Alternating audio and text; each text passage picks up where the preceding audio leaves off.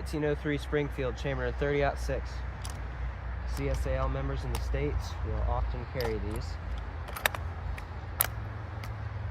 Of course, in the States, CSAL members do tend to carry a 1903 Springfield rather than the Mosin. We do have Mosins as well, but these are more popular and easier to find here, so that's what we tend to use.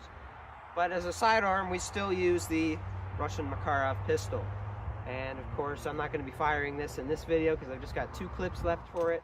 And this is, of course, kind of the main thing we'll use over the rifle. So I want to save the rounds for this because not that easy to find right here, right now, and they're not that cheap either.